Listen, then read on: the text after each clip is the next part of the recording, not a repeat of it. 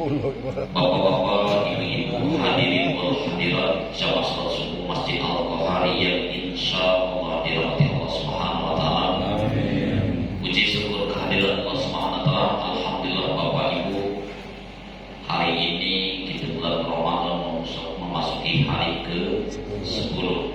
Mudah-mudahan puasa kita yang sudah kita lewati 9 hari berkah dan diterima Allah Subhanahu wa taala. Amin.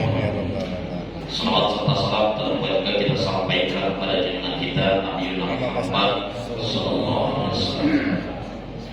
Hadirin wal hadirat, Bapak-bapak, Ibu-ibu, sesuai yang materi yang sudah dicantumkan, yaitu kesunahan masalah berkenaan dengan makan sahur dan sunah-sunah Ramadan. Bismillahirrahmanirrahim. Wa yustahabu bis-siyam. Disunahkan ketika bulan Ramadan tahhiru suhur malam yang qisaki balai akhir wa yasal suhur bi qalilin maqul wasur. Jadi bulan Ramadan Bapak Ibu sunnah Rasulullah tahhiru suhur, mengakhirkan makan sahur. Dulu 10 tahun, 15 tahun yang dulu, sebelum Masjid Al-Quran ada kajian mungkin, jamaah belum ramai mungkin, jam sahur banyak jam 2 banyak itu ya. Cuma bukan di Al-Quran maksudnya. Jadi makan sahur jam 2, ambil jam 1 malah. Habis makan sahur tidur lagi, pengalaman kali dulu gitu, mau main dunia. Salat subuh siang, buru-buru nak berjamaah cakit nak mau ini siang jangan ngaku. Memang kita dulu belum sunnah Rasulullah cara waktu makan sahur. Karena Rasulullah kan jelaskan tasahharu fa inna bisuhuri barakatuh. Dalam hadis dari Imam Hakim, Rasulullah bersabda tasahharu, makanlah kalian makan sahur. Fa inna bisuhuri, karena sesungguhnya makan sahur itu barakatuh, berkah. Dalam hadis lain Rasulullah SAW bersabda, Inna Allah wa malaikatu yusalluna 'alal mutasahhirin. Sesungguhnya Allah memberikan rahmat, wal malaikah, dan para malaikat yusalluna 'alal mutasahhirin, mendoakan orang-orang yang makan sahur. Jadi Bapak Ibu, memang pertama sunnah, man ahya sunnati faqad ahabani wa man ahabani kana ma'iya fil jannah. Rasulullah bersabda, man ahya sunnati, barang siapa menghidupkan sunnahku makan sahur, faqad ahabani, berarti ia cinta kepadaku. Wa man ahabani, barang siapa yang cinta kepadaku, kana ma'iya fil jannah, maka akan bersamaku di dalam surga. Alangkah ruginya kita, dia cuma makan sahur dinda ya. Dia memang ada dia cuma tu yang malas makan sahur, ngaku begadang malam. Mending kalau tadarusan di Masjid Al-Quran ini, kadang dia perlu tadarusan, nonton makan, bukan ngobrol, duduk ya. Tahu-tahu jam 11. Itulah yang menjadikan kita malas dan bangun sahur. Jadi sebenarnya habis sholat tarawih kita ikut tadarusan atau ngaji, target kita Bapak Ibu ya, biar sudah itu langsung istirahat, baca, bangun sahur. Keberkahan tidur itu lebih utama fil ulah, di awal. Contoh, Bapak Ibu tidur jam 10 atau jam 9 malam, tidurnya 5 jam, misalnya jam 10, 11, 12, 1, 2, 3 ya. Itu lebih berkah daripada Bapak Ibu tidur jam 12, 5 jam pun tidurnya ya. Kalau misalnya kita tidurnya jam 9, 10, 11, 12, 1, 2 ya, itulah puas tidur 5 jam itu di awal tadi. Dengan bapak ibu tidur misalnya agak diakhirkan, memang seperti itu keberkahan di dalam waktu. Jadi kalau kita bukan kesibukan untuk ngaji, yang lain cuma untuk nonton, ngobrol-ngobrol yang bukan kurang bermanfaat, begadang-begadang. Padahal lagi larang sama Mama Irama, jangan begadang katanya, masih begadang begadang. Ya. Memang waktu yang lebih utama itu begitu habis ngaji, bapak ibu langsung istirahat. Karena kita bangun qiyamul lail, nak bangun sholat tahajud. Ya. Kemudian makan sahur di sini dijelaskan. Wa yusal as-sahur, tetap dapat hukumnya makan sahur biqalilil akli, dengan makan sedikit, wasyurbi ataupun minum sedikit. Makan kurma siko, minum seteguk, lalu lewat tengah malam menjelang subuh, tetap dapat hukum makan sahur. Bukan pula makan sahur itu udah makan nasinya tuh. Jadi kita dimakan sahur udah makan nasi. Kita sahur itu semalam, itu makan kolak saya semangkok. Kalau makan sahur lah itu ya. Itu harus makan nasinya. Kemudian Bapak Ibu di sini dijelaskan malam yukafisar, selama makan sahur itu belum waktunya syak, satu ragu. Ragu itu misalnya subuh jam tadi baru jam 4.50, kita nih 45, 449, 448, lah ada sebagian masjid azan, itu namanya syak. Ngapa ragu? Entah jam di rumah kita ya telat, aku di masjid ya kecepatan. Kita udah tahu itu jam 4.50 masuk waktu, masih ada 2 menit lagi. Kopi teh bapak ibu tuh belum habis, cuma telah adu yang azam, padahal 2 menit lagi. Itu namanya syak. Lam yang kok sebaiknya kalau seperti itu ditinggalkan. Jadi di dalam hadis lain, muazzin Rasulullah itu muazzanani, 2 muazzin Rasulullah, Sayyidina Bilal dengan Ibnu Ummi Maktum, anaknya Ummi Maktum.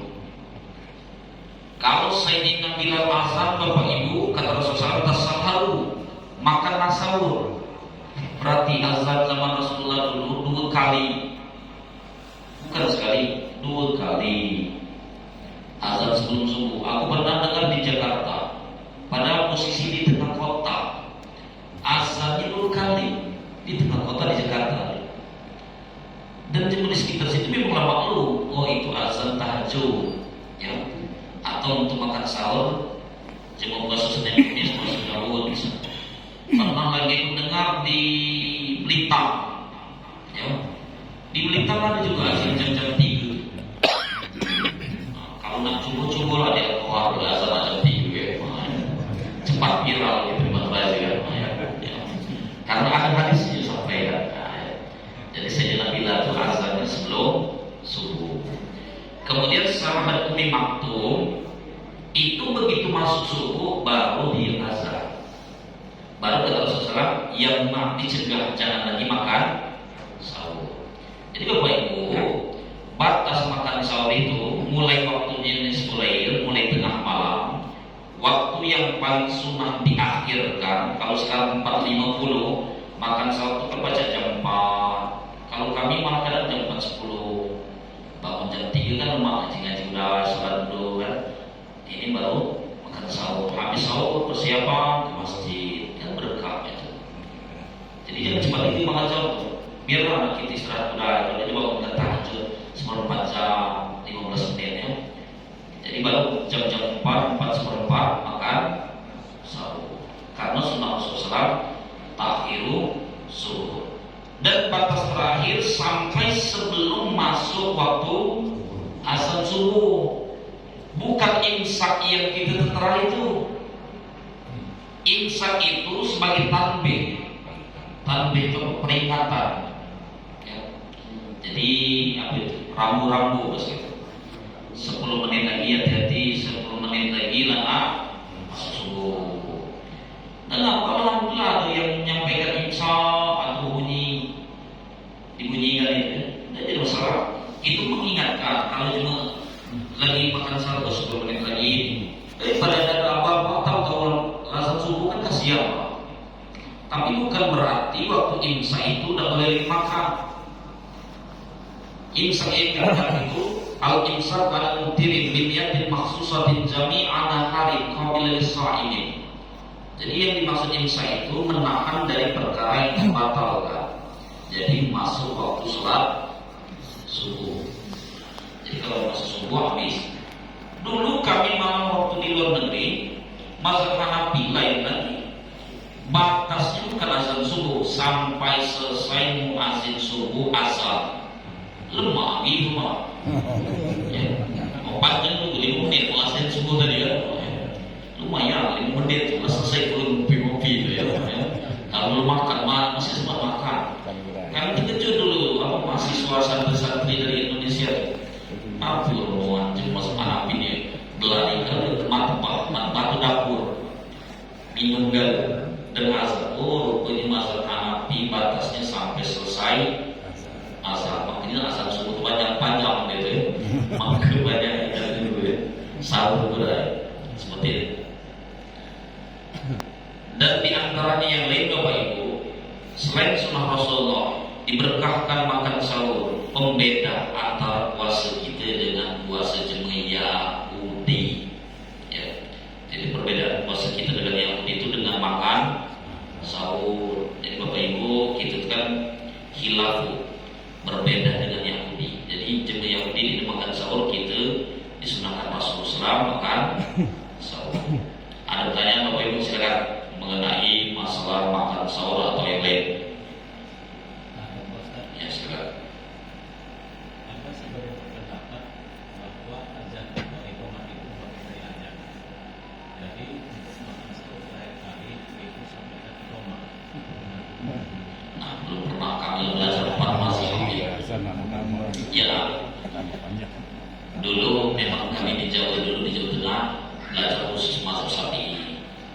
Dulu di luar negeri ngambil jurusan permasalahan yang jadi belum pernah aku akan kelemahan kita, belum pernah mengkaji di permasalahan tentang batasnya sampai iqamah. Panjang lagi, azan 5 menit, iqamahnya 10 menit, lalu 15 menit itu tanpa lama. Jadi sahurnya pas azan saja itu gitu.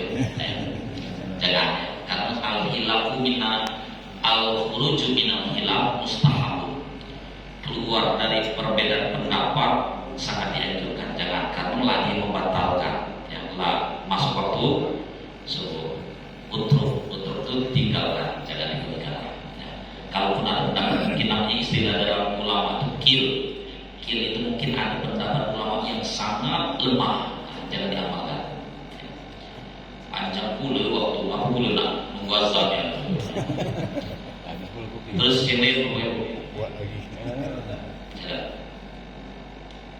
Ada pengertian lain daripada imsak. Soalnya imsak itu pengertiannya itu puasa Pak. Jadi sudah tadi daya, jadi sudah imsak sudah tidak boleh makan lagi, bukan imsakan. Imsak itu menahan. Imsak itu bahasa Arab. Imsak itu al-imsaku al-mubtiri. Imsak itu menahan dari membatalkan. Biniyatin maksusatin jami'in nahari. Bukan. Beliau itu sebenarnya saat ini itu menjelaskan belum selesai video itu kalau nontonnya. Beliau itu menjelaskan imsak itu tidak boleh lagi makan minum, tapi imsak itu masuk waktu subuh. Dijelaskan itu. Bukan imsak yang 10 menit.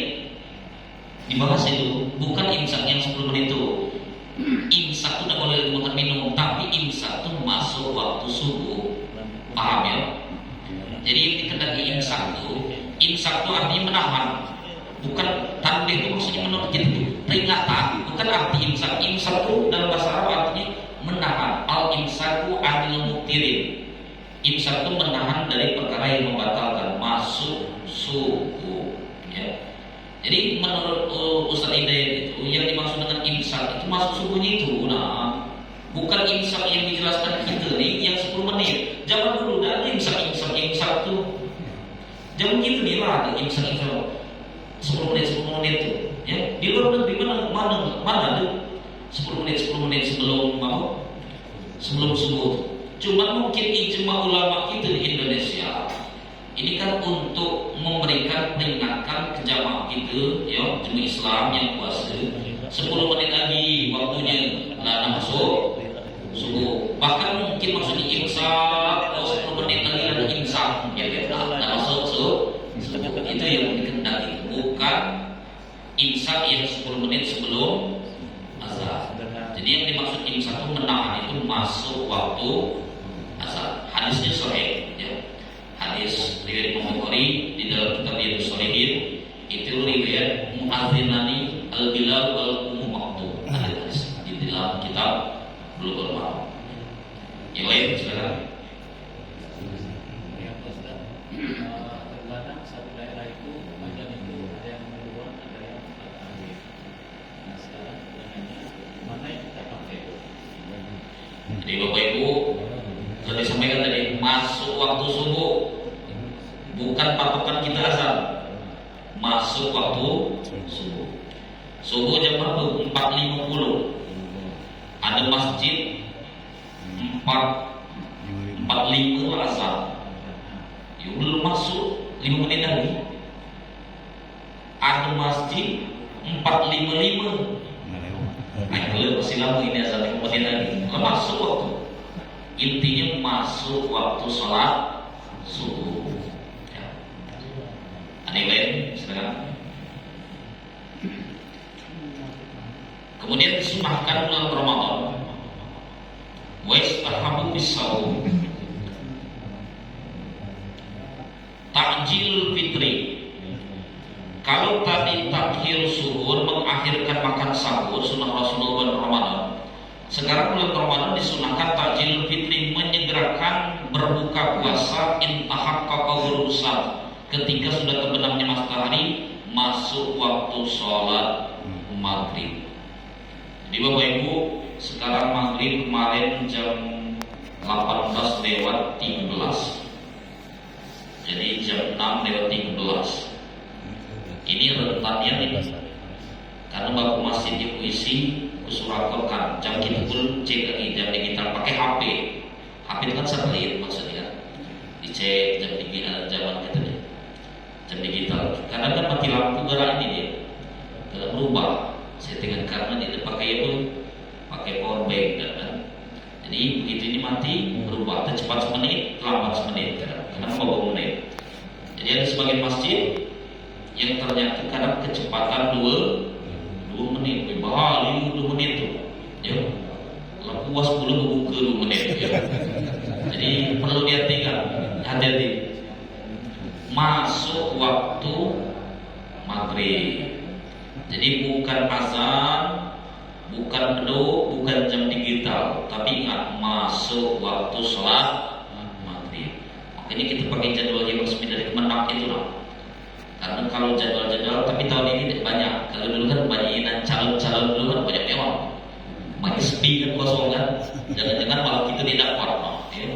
Jadwal itu ya. Jadi yang dari Kemenang itu lah, yang resmi. Jadi 6:13. Bapak Ibu misalnya ada yang azan jam 6 pada 6:10 padahal 3 menit ini belum masuk.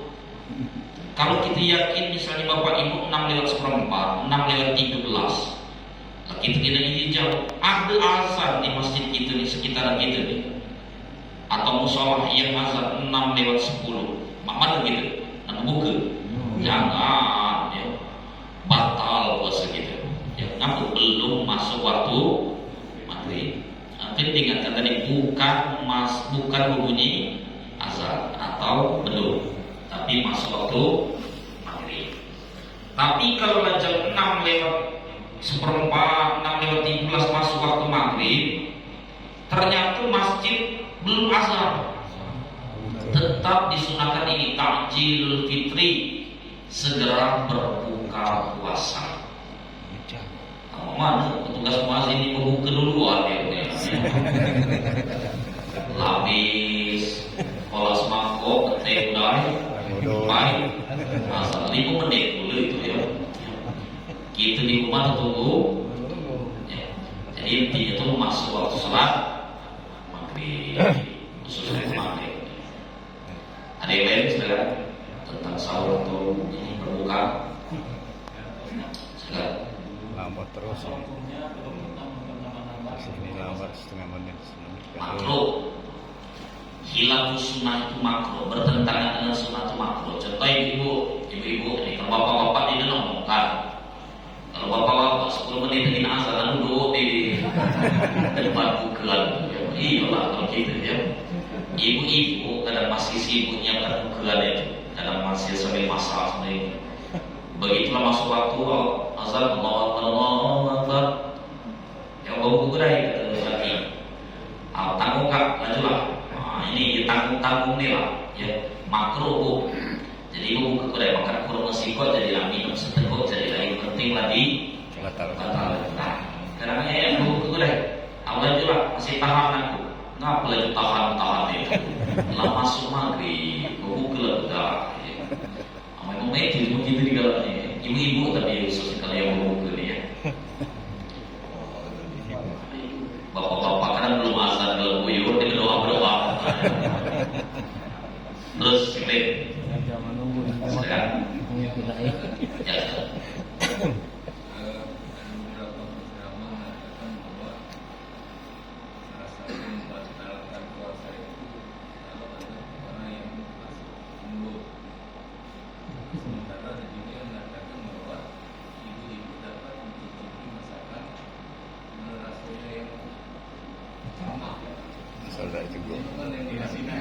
Jadi ibu-ibu karena ini hukum, makanya kalau kita tuh jangan asal satu fatwa saja. Kita bukannya ahli fatwa.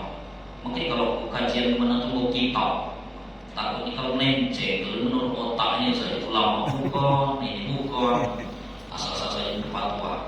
Kalau kita kan bukan fatwa, menyampaikan yang ada di dalam kitab. Walladzi yuftir as-shaim, termasuk yang membatalkan puasa itu ma wasala ilal jauh, sesuatu yang keluar dari jauh. Jauh itu yang masuk lewat jauh. Jauh itu lubang, sesuatu yang masuk ke dalam lubang. Al-muftah yang terbuka, mulut, hidung, kuping, mulut, dubur. Jadi itu perkara yang membatalkan puasa. Khusus untuk khulqum, al-fa khusus untuk mulut, itu batasannya khulqum. Khulqum itu tenggorokan, leher. Ya. Jadi bapak ibu, kita jangan nyicip cuma dimainkan diludahkan. Kita gosok gigi pakai ikut doang. Lebih dari nyicip itu main belikan. Lebih dari nyicip itu. Ya. Jadi itu namanya jalur fatwa. Jadi jalur fikih ini kan jalur fatwa. Jalur fatwanya memang tidak batal nyicip dengan catatan begitulah dicicip ibu-ibu. Begitu ini langsung diludahkan, bukan nyicip didinginkan udang setengah sendok di itu batal. Ini nyicip tuh ditaruh di ujung lidah, lemasin, pedas sebelah ini baru diludahkan. Itu namanya nyicip. Memang jalur fatwanya tidak batal karena gosok gigi pakai odol jadi batal, apalagi cuma nyicip. Tapi itu jalur fatwa, jalur yang paling rendah. Contoh, jalur fatwa itu aurat laki-laki dalam sholat ma baina surah wal rukbah. Aurat laki-laki dalam sholat dari pusar sampai lutut. Gelislah zuhur bapak-bapak praktekkan. Besar saja di masjid, di dalam baju, di dalam celana. Ya, itu namanya jalur fatwa. Sah itu sebaik itu. Sah, tapi katakan cuma gila gitu. Kira-kira itu namanya jalur fatwa. Kalau nak sah saja. Cuman jangan. Ya. Kita kan bukan ngambil jalur fatwa, kita itu ngambil jalur takwa yang paling pucuk kalau baca. Ada yang lain silakan. Kita disunatkan tidur siap pada bulan puasa. Allah Taala katanya. Nah, pada saat kita tidur sampai malam sampai kita keluar mimpi basah. Ya. Paham? Jadi Bapak Ibu, di dalam walladhi tirsain yang membatalkan puasa itu inzal manin yang amdan, mengeluarkan, mohon maaf ini pikir ya, mengeluarkan air mani dengan sengaja, itu yang haram, yang batal. Tapi nanti Bapak Ibu silakan buka YouTube Fatwa Yazid Abdul Qadir Al-Jawas. Kata Abdul Qadir Al-Jawas, wong onani tidak batal puasanya. Fatwanya Ustaz Abdul Qadir Al-Jawas. Yang mana baca gara-gara Abdul Qadir Al-Jawas? Yang tidak hitam, yang mengkerut, yang kena senyum, dikit-dikit masuk neraka. Nah, ya. Itu fatwa kini sedih itu bukan maksudnya fatwa dia. Kata dia jemu onani siang hari itu tidak batal puasa, cuma dosa saja. Kita jangan ya, kita batal. Kemudian ini inzal mani, keluar air mani dengan mimpi itu lain kita. Puasa kita dibatal, wajib mandi saja. Cuma cari kecil harapan dalam puasa itu dalam mimpi. Allah sahwat itu kan ini, tenang. Terus memandang mimpi ya malah ya. Tidur sadar kalau dia. Ya, apa itu? Kalau banyak yang makan sahur itu ya. Makanya dah kayak. Kamu dulu siap hari menghayal. Banyak macam silakan ini yang begitu. Ya silakan.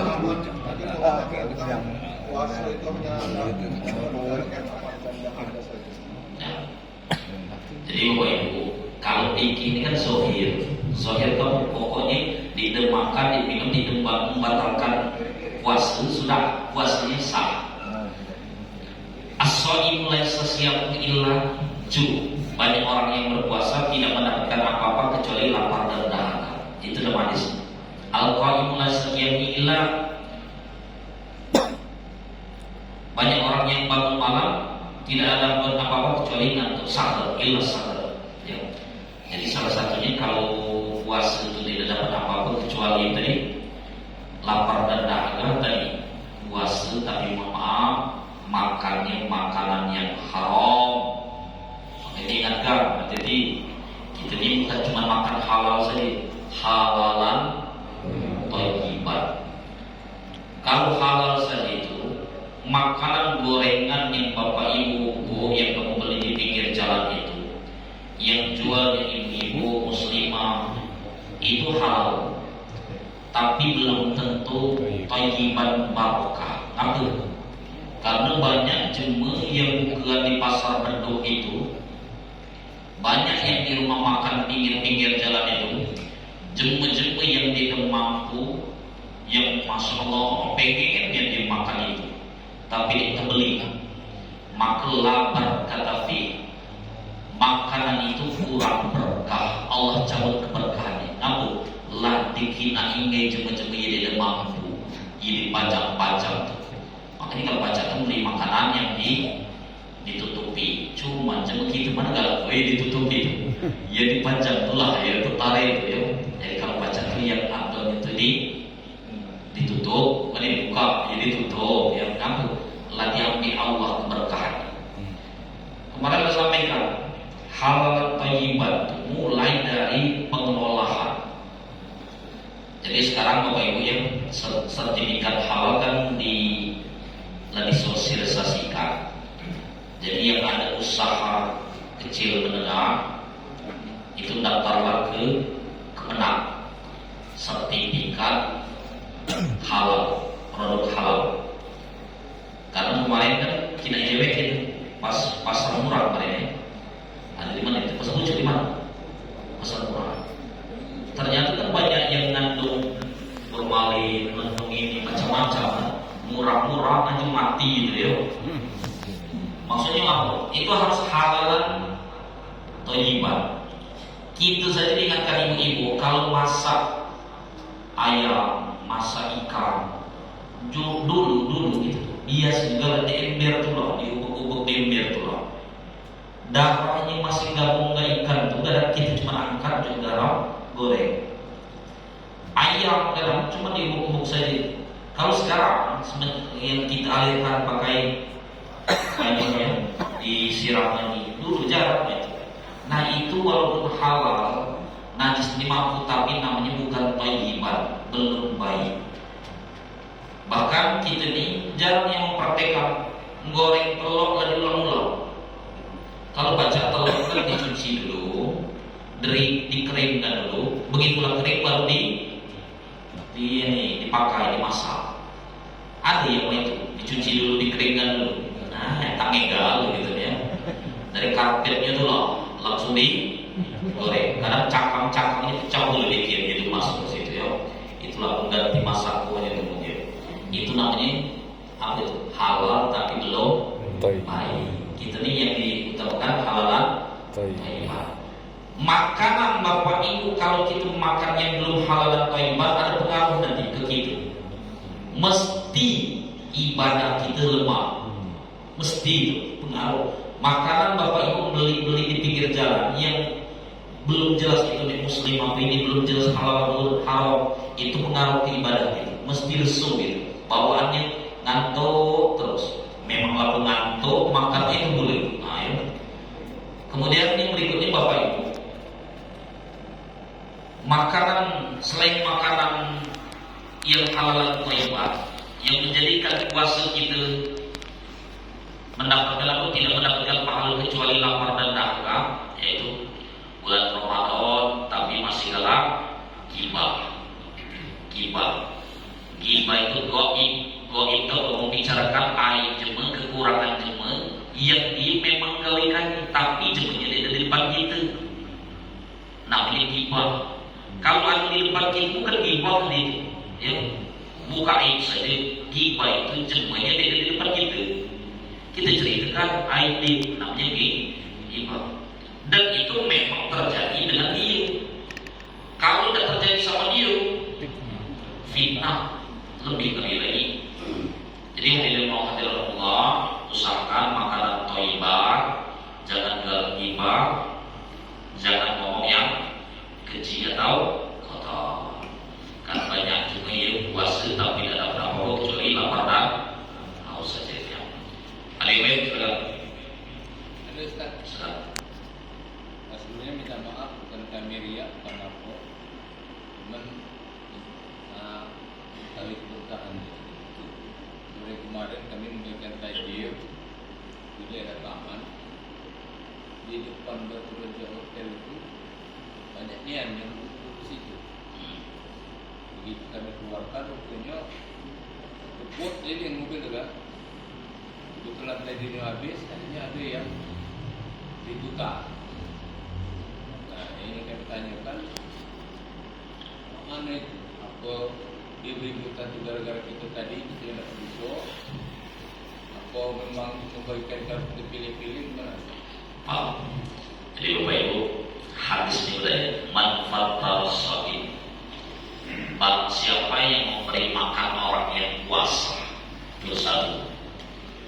Kalau ajru, maka orang yang memberi makan jemaah puasa, dia dapat pahala sama dengan orang yang puasa terus tanpa mengurangi pahala yang puasa. Maka amalkan mulai hadis itu kan. Ini juga pertama jemaah yang puasa kan. Siapa yang puasa jamaah ini masjid. Kadang kita mohon maaf, kelih pas kali situ ya.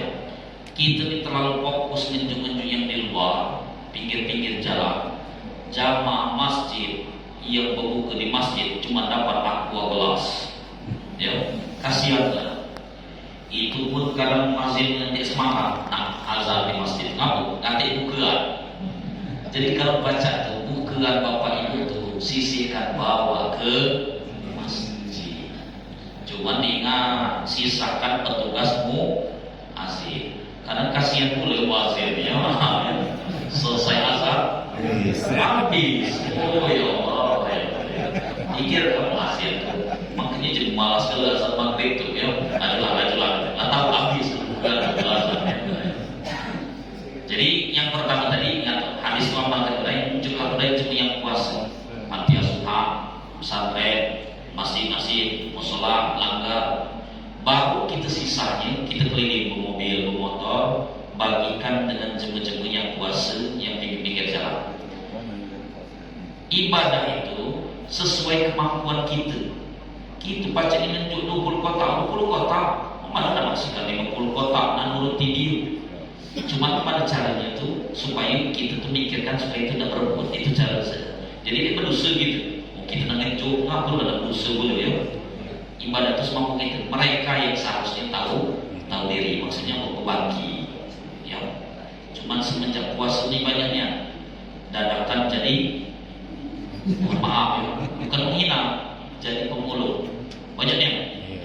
Hina lah, habis puasa itu habis, tinggal yang biasa-biasa itu lah. Tiap nak puasa banyak jadi bukan masalah hinanya, bukan. Nah, maksudnya Rasulullah itu sangat tidak menyukai jemaah yang meminta-minta. Tangan di atas lebih baik daripada tangan di bawah. Tapi katanya Ustaz kalau minta-minta lain untuk bangunan itu bukannya untuk pribadi. Kalau pribadi jangan, ya kebutuhan kita jangan. Alhamdulillah. Adik lain silakan Bapak Ibu.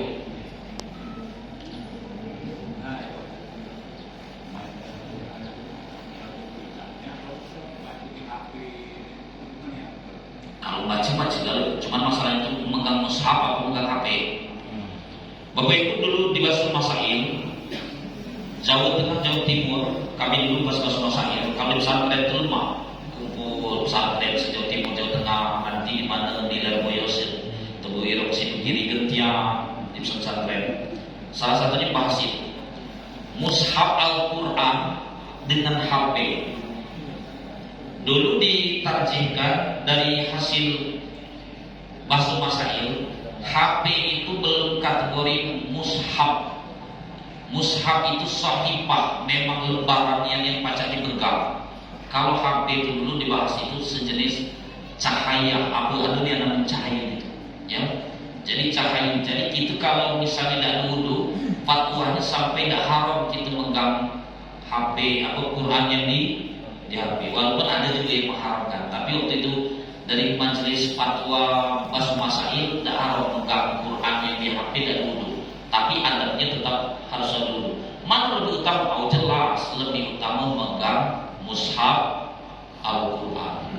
Cuma Bapak Ibu membaca Al-Quran itu beswagu, arti membaca itu yukra'u, keluar mulut, dilepaskan.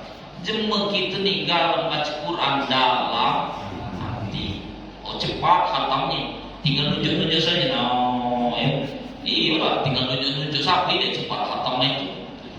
Jadi baca Al-Quran itu disuarakan, jangan tidak bersuara. Karena di mana makhluk huruf tuh, yang hadis waktu kita bacakan tuh, Sayyidina Abu Bakar kalau baca Al-Quran disirkan, ya.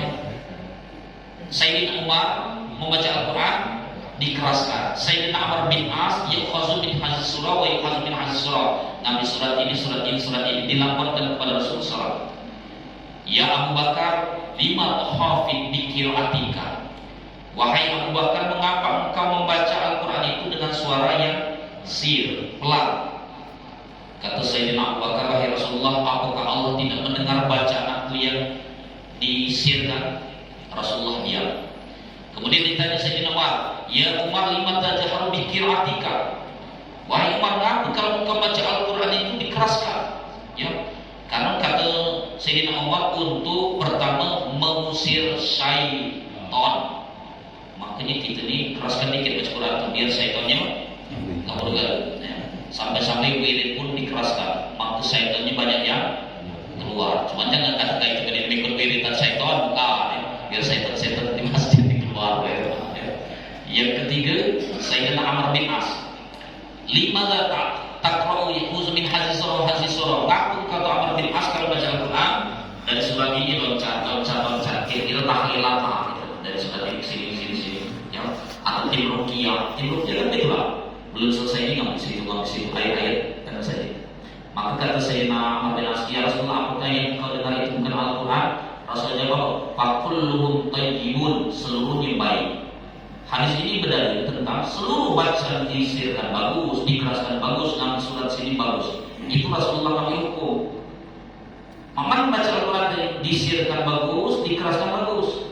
Bapak ibu kalau kita takut sombong baca Quran akan menjadikan sombong para yang hafal Al-Quran, bapak-bapak yang ada hafalan Quran. Nah, baca sambil dulu baca Quran, hafalan. Niatnya biar dihina jenuh. Sombong kan tadi. Berarti lebih baik mengajar Quran. Tapi kalau kita tidak niat sombong, dosa mengajar Quran. Nah, niat aja. Baca Al-Quran disirkan, kita jangan sampai nanti yang niat sombong. Ada juga yang baca Quran malah yang lain berkesan, udah baca Quran malah dapat pahala. Sedekah mah itulah. Datang masjid ada cuma diam-diam, duit 100.000 dibalutnya duit 2.000, menjaga hati. Berarti kan 102.000 itu, 100.000 dibalut duit 2.000, dimasukkan ya. Diam-diam saja, takut dia menjaga hati. Namanya hamba Allah. Jadi banyak amplop ini bapak ibu ya, disebutkan hamba Allah. Dulu aku mau sekali pengalaman pribadi, ada yang membantu bangunan takbis gitu tuh, bukan hamba Allah, salah tulis ya. Hamba sahaya. Tetapu di jemaah rumah. Jadi istri ketahu, jika dulu lah, ngapain dilihat hamba sahaya ini? Dia tahu juga hamba saya. Kenapa hamba Allah tulis hamba saya. Hamba Allah tidak perlu disebutkan. Ini hamba Allah. Misalnya nanti ada jadi yang infak di masjid itu hari Jumat, misalnya, alhamdulillah bapak ibu ada infak dari hamba Allah 20 juta. Petani-petani itu masjid satu hamba Allah. Ngomong ya hamba Allah, sebenarnya aku hamba Allah. Berarti belum itu ikhlas ya. Hamba Allah masih ngomong. Jadi silakan. Tapi yang lebih kamu baca yang pakai Quran langsung, yang mushaf. Yang perlu diperhatikan itu di sisi Quran itu biasanya tulisan la yamassuhu illal mutahharun. Jangan menyentuh Al-Quran kecuali dalam keadaan suci. Dalam itu di surat Al-Waqiah kan, tidak boleh menyentuh mushaf Al-Quran dalam keadaan suci. Suci itu bukan kita pakai ini, pakai kaos tangan, pakai ini. Suci itu kalau harus besar mandi wajib, kalau harus kecil wudu. Bukannya akal-akal kita cuma sekarang ada di enggak. Pokoknya kalau harus besar mandi, harus kecil wudu atau tayamum. Ada yang lain bapak ibu silakan. Salah satu kegiatan dalam bulan suci Ramadan ada arisan. Di Masjid Al-Qahar ini cukup banyak yang bisa membaca Al-Quran. Tapi pada saat pelaksanaan tadarusan, termasuk pengurus masjid juga datang. Yang kami tanyakan, bagaimana sistem tadarus yang sebenarnya Ustaz? Atau misalnya harus kita berurut per juz, atau bisa kalau misalnya datang 30 orang, ambil satu juz, tidak bisa selesai dalam Ramadan. Jadi bapak ibu, bulan Ramadan ini kan sudah kita ada target. Seluruh kita itu ada target. Hari ini ke-10. Ada yang jamaah hari ini yang masuk juz 10 hari. Ada yang hari ini masuk juz 20, 18, yang nak 2 juz. Bahkan ada yang nak selesai masuk terakhir, yang nak 3 kali hatam. Jadi kadang jamaah kita ini ada target di aktivitas masjid, karena di masjid ngajinya putar. Aku nak ngaji saja di rumah, kamu itu sejam di situ dapat 2 juz. Jadi berbeda di rumah. Ada yang itu. Ada juga yang memang ini khusus tadarusan masih ngaji pribadi. Itu bagus juga. Cuman kalau baca tadarusan itu, kalau baca bulan Ramadan itu jangan siko-siko. Bareng-bareng saja. Kenapa? Contoh untuk tahun berikutnya. Masjid kita Al-Quran mulai dari juz 1. Yang ikut pertama jadi sejuz saja, semalam sejuz itu paling katakanlah setengah jam, 40 menit lah, 40 menit sejuz ya.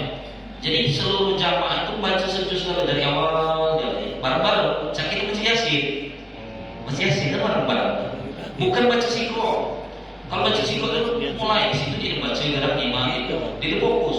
Baca yang bareng-bareng. Selesai sejus hari ini hari ke-10.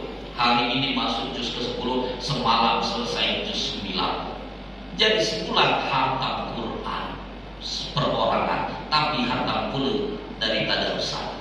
Jadi jangan yang siko-siko tuh nyimak-nyimak itu, nyimak-nyimak tuh. Nyimak-nyimak ini luar bulan Ramadan. Bulan Ramadan ini kita setiap kita nak khatam Quran. Ya, kalau di rumah ini mungkin nak ngaji salah, datang saja masjid ikut tadarusan. Hari ke-7 kita ini baca hadis.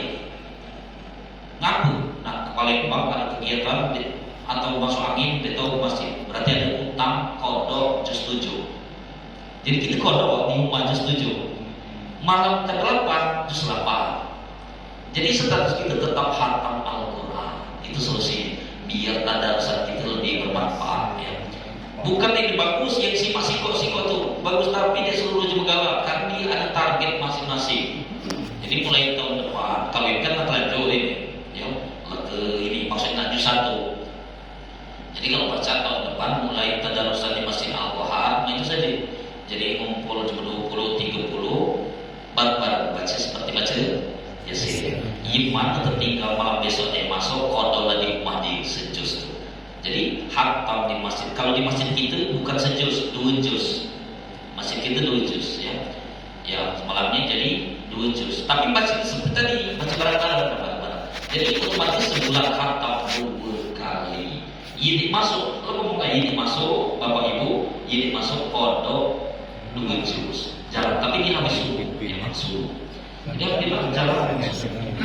Jadi untuk sini ke depan sedikit. Karena kalau nak disuruh tadarusan yang siko-siko tadi kerap malas. Yang kedua jemui dibaca ngaji, tambah main. Disimak juga katanya tidak maluan dia. Barang-barang tadarusan. Ada yang lain boleh dipraktekkan mulai tahun depan. Ya dipraktekkan saja.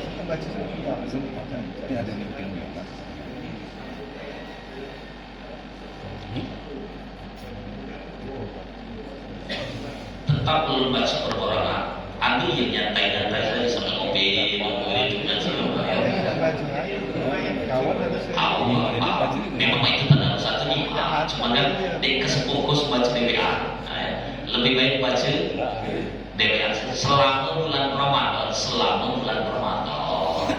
Kalau misalnya nanti selesai bulan Ramadan, kita maghrib dan ada kajian, nah baru praktekkan yang sistem tadarusan tadi. Dan kan kita dari malam Senin sampai malam Ahad itu tiap maghrib ke Isya itu baru cek tadarusan tadi, nah baca simak. Itu dipraktekkan di luar bulan Ramadan. Bulan Ramadan itu kita tadarusan sama-sama saja. Biar ada target itu baca khatam Al-Quran. Mudah-mudahan seluruh jamaah Al-Quran baca khatam Al-Quran. Amin. Ya Rabbi. Tapi jangan amin saja. Ya. Lama hari ke-10 masih juz 1. Ada khatam. Berarti di dunia niat nak khatam. Ada yang lain saya apa itu? Masih berdunia lah ya. Terus. Saya mendengar hadis waktu itu bulan puasa jam 5:04 dia menstruasi. Jadi saya katakan, nak, Allah memberikan dispensasi kepada kamu batalkan. Anak saya berkata, jangan ayah, saya sampai berbuka puasa. Nah sekarang kalau dilanjutkan, apakah dia itu berdosa atau bagaimana? Yang jelas batal puasa. Soalnya nak makan itu makan silakan, cuman puasanya batal. Paham ya? Jadi puasa itu al-imsaku anil muftirin biniyatin maksusatin jami'in nahari. Jadi menahan dari perkara yang membatalkan selama 1 hari terakhir. Kemudian suci dari haid dan nifas dalam kitab. Jadi harus dalam keadaan suci dulu dari haid dan nifas. Jadi kalau dia dalam keadaan haid puasanya batal, nifas itu pun batal. Jadi kalau pahalanya insya Allah dapat. Ibu-ibu 5 menit akhirnya asam, 5 menit lagi la salat tahrim di Masjid Al-Quran. Assalamualaikum tapi wajib dikodok. Itu nama para itu dulu ini penting lagi rasa juga tahu itu dipastikan soal perempuan. Terus ada yang lain bapak ibu sekarang dengan bulan Ramadan. Pemahaman tentang tidur di bulan puasa itu juga ibadah. Ya, ada beberapa itu. Yang pertama memang tidur sunnah kailullah. Tidur sunnah kailullah itu bapak ibu tidur sebelum zuhur. Ya, jadi setengah jam, 1 jam, 1/4 jam sebelum zuhur itu baru tidur sunnah. Gitu ini deh. Ngatakan tidur di bulan Ramadan adalah ibadah. Ayo, makanya capanya tidur terus ya. Habis subuh tidur, bangun di tengah-tengah jam 9 ya. Kalau pegawai jam-jam anak zuhur tidur lagi. Habis zuhur baca selembar berlebar tidur lagi. Habis berbuka kami asar keliling ke pasar beduk nyari buka. Ya Allah, ya Allah. Itu berarti puasanya cuma zahaban wa iyaban, cuma menggugurkan kewajiban saja. Datang bulan Ramadan tanpa kesan, lewat tanpa bekas. Kina bukti saja.